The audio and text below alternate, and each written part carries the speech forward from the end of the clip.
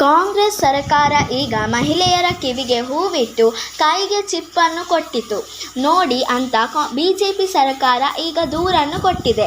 ಇದರ ಬಗ್ಗೆ ಮಹಿಳೆಯರು ಕೂಡ ಪ್ರತಿಭಟನೆ ನಡೆಸಬೇಕು. ನಮಗೆ ಕಿವಿಗೆ ದಾಸವಾಳ ಹೂವಿಟ್ಟು ಕೈಗೆ ಚಿಪ್ಪನ್ನು ಕೊಟ್ಟಿದೆ ಕಾಂಗ್ರೆಸ್ ಸರ್ಕಾರದವರು, ನೀವು ಮುಂದೆ ಬಂದು ಹೇಳಬೇಕು ಎಂದು ಬಿಜೆಪಿ ಸರ್ಕಾರ ಮಹಿಳೆಯರಿಗೆ ಒತ್ತಾಯ ಮಾಡುತ್ತಿದೆ.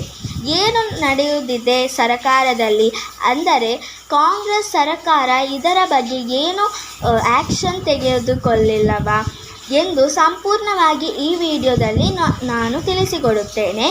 ಎಲ್ಲ ಗೊತ್ತಾಗಬೇಕಾದರೆ ನೀವು ಏನು ಮಾಡಬೇಕು ಎಂದರೆ ವಿಡಿಯೋವನ್ನು ಸ್ಕಿಪ್ ಮಾಡದೆ ಕೊನೆ ತನಕ ನೋಡಿ. ಪ್ಲೀಸ್ ನಮ್ಮ ಚಾನಲ್ಗೆ ಸಬ್ಸ್ಕ್ರೈಬ್ ಮಾಡುವುದನ್ನು ಮರೆಯಬೇಡಿ. ವಿಡಿಯೋದಲ್ಲಿ 100 ಜನ ಆದರೂ ಸಬ್ಸ್ಕ್ರೈಬ್ ಮಾಡಬೇಕು ಪ್ಲೀಸ್.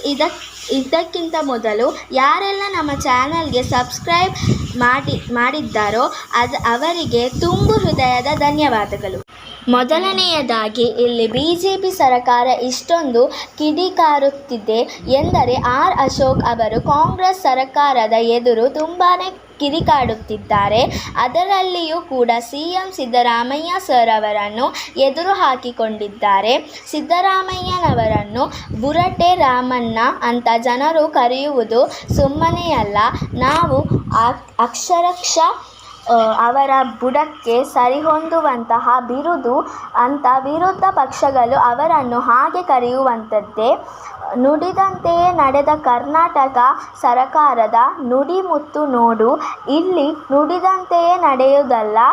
ಈ ಕರ್ನಾಟಕದ ಸರ್ಕಾರದವರು ಕಾಂಗ್ರೆಸ್ ಏನಾದರೂ ಅಧಿಕಾರಕ್ಕೆ ಬಂದರೆ ಗೊಬ್ಬರದ ಬೆಲೆಯನ್ನು ಕೂಡ ಕಡಿಮೆ ಮಾಡುತ್ತೇವೆ, ಹಾಗೆ ಗ್ಯಾಸ್ ಬೆಲೆಯನ್ನು ಕೂಡ ಕಡಿಮೆ ಮಾಡುತ್ತೇವೆ, ಹಾಗೆ ಪೆಟ್ರೋಲ್ ಡೀಸೆಲ್ ಬೆಲೆಯನ್ನು ಕೂಡ ಕಡಿಮೆ ಮಾಡುತ್ತೇವೆ, ಹಾಗೆ ಪುಂಗಿ ಬಿಟ್ಟು ಈಗ ಎಲ್ಲದರ ಬೆಲೆಯನ್ನು ಇವರು ಹೆಚ್ಚು ಮಾಡುತ್ತಿದ್ದಾರೆ ಸಿದ್ದರಾಮಯ್ಯನವರು. ಹೀಗೆ ಆರ್ ಅಶೋಕ್ ಅವರು ಡೈರೆಕ್ಟ್ ಆಗಿ ಟ್ವೀಟ್ ಮುಖಾಂತರ ತಿಳಿಸಿದ್ದಾರೆ. ಬಿಜೆಪಿ ಮುಖಂಡರು ಇನ್ನು ಏನು ಹೇಳುತ್ತಿದ್ದಾರೆ ಅಂದರೆ ಗೃಹಲಕ್ಷ್ಮಿ ಅವರಿಗೆ ಕಿವಿಗೆ ದಾಸವಾಳದ ಹೂವನ್ನು ಇಟ್ಟು ಕೈಗೆ ಚಿಪ್ಪನ್ನು ಕೊಟ್ಟಿದ್ದಾರೆ ಅಂತ. ಅದಕ್ಕೆ ಕಾಂಗ್ರೆಸ್ ಸರ್ಕಾರ ಏನು ಹೇಳಿದೆ ಎಂದರೆ ಲೋಕಸಭಾ ಚುನಾವಣೆಯಲ್ಲಿ ಕೇಂದ್ರದಲ್ಲಿ ಅಧಿಕಾರ ಬಂದರೆ ಬೆಲೆ ಏರಿಕೆಯನ್ನು ಕಡಿಮೆ ಮಾಡುತ್ತೇವೆ, ಅದರ ಜೊತೆಗೆ 5 ಗ್ಯಾರಂಟಿಗಳನ್ನು ಕೊಡುತ್ತೇವೆ ಅಂತ ಹೇಳಿದ್ದೇವೆ ಅಲ್ಲವಾ. ಇವಾಗ ಏನು ಮಾಡುತ್ತಿದ್ದಾರೆ, ನಿಮಗೆ ಗ್ಯಾರಂಟಿ ಯೋಜನೆಗಳ ಹಣ ಕೂಡ ಬೇಕು ಎಂದರೆ ನಿಮ್ಮ ಹತ್ರನೇ ಹಣವನ್ನು ತೆಗೆದುಕೊಳ್ಳುತ್ತಿದ್ದಾರೆ. ಅದು ಟ್ಯಾಕ್ಸ್ನ ಮುಖಾಂತರವೋ ಕಚ್ಚಾ ವಸ್ತುಗಳ ಮುಖಾಂತರವೋ ಪೆಟ್ರೋಲ್ ಡೀಸೆಲ್ಗಳ ಮುಖಾಂತರವೋ ಹೆಚ್ಚಿಸಿದ್ದಾರೆ. ಈ ಒಂದು ವಿಷಯವನ್ನು ಬಿಟ್ಟು ಕೂಡ ವಿರೋಧ ಪಕ್ಷಗಳು ಮಹಿಳೆಯರಿಗೆ ಕಿವಿಗೆ ಹೂವನ್ನು ಇಟ್ಟಿದ್ದಾರೆ. ಇವರು ಹೇಳುವ ಯಾವ ಗ್ಯಾರಂಟಿ ಯೋಜನೆಗಳು ಇನ್ನು ಮುಂದೆ ನಿಮಗೆ ಕೊಡುವುದಿಲ್ಲ. ನಿಮಗೆ ಕಿವಿಗೆ ಹೂ ಇಟ್ಟಿದ್ದಾರೆ ಅಷ್ಟೇ.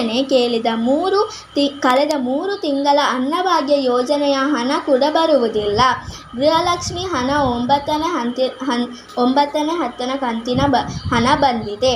ಅನ್ನಭಾಗ್ಯದ ಹಣ ಕೊಟ್ಟಿಲ್ಲ ಎಂದರೆ ಸರ್ಕಾರ ಖಜಾನೆಯಲ್ಲಿ ದುಡ್ಡೇ ಇಲ್ಲ. ಅದಕ್ಕೆ ಬೇಕಾಗಿ ಪೆಟ್ರೋಲ್ ಬೆಲೆ ಡೀಸೆಲ್ ಬೆಲೆ ಹೆಚ್ಚು ಮಾಡಿದ್ದಾರೆ. ಇಷ್ಟೇ ಮಾತ್ರವಲ್ಲ, ಹಾಲಿನ ದರ ಹೆಚ್ಚು ಮಾಡಿದ್ದಾರೆ. ಲ್ಯಾಂಡ್ ಮೇಲೆ ಆಗಿರಬಹುದು, ರಿಜಿಸ್ಟ್ರೇಷನ್ ಆಗಿರಬಹುದು, ಎಲ್ಲದಕ್ಕೂ ಕೂಡ ಹಣ ಹೆಚ್ಚು ಮಾಡಿದ್ದಾರೆ. ಪ್ರತಿಯೊಂದಕ್ಕೂ ಜಾಸ್ತಿ ಮಾಡಿ ಜನರ ಹತ್ರನೇ ಹಣವನ್ನು ವಸೂಲು ಮಾಡುತ್ತಿದ್ದಾರೆ.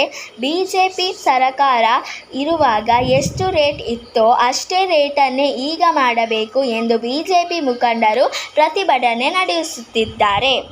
ಇಲ್ಲಿಗೆ ಈ ವಿಡಿಯೋ ಮುಕ್ತಾಯವಾಗುತ್ತದೆ. ಈ ವಿಡಿಯೋ ನಿಮಗೆ ಇಷ್ಟವಾದರೆ ಪ್ಲೀಸ್ ಲೈಕ್ ಮಾಡಿ ಮತ್ತು ನಿಮ್ಮ ಫ್ರೆಂಡ್ಸ್ ಆ್ಯಂಡ್ ಫ್ಯಾಮಿಲಿ ಜೊತೆ ಶೇರ್ ಮಾಡಿ ಮತ್ತು ನಮ್ಮ ಚಾನಲನ್ನು ಪ್ಲೀಸ್ ಸಬ್ಸ್ಕ್ರೈಬ್ ಕೂಡ ಮಾಡಿ. ನಾನು ಹೇಳಿದ್ದೆ ಅಲ್ವಾ, ನನಗೆ 100 ಸಬ್ಸ್ಕ್ರೈಬರ್ ಆದರೂ ಬೇಕು. ಪ್ಲೀಸ್ ಅದನ್ನು ಮಾಡಿಕೊಡಿ. See you with the new video.